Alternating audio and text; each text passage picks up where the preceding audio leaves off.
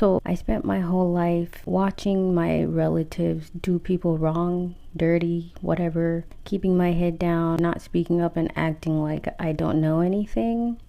Yeah, I don't like that because it really messes with who I feel like I am. And I don't like that. I don't like unfairness, and I don't like it when people get away with doing dirty ass things to others. So if it's on my heart to speak out about anything, I'm gonna do it, and I'm not gonna feel bad about it because it's been a long time coming since every one of y'all should have been doing the same thing.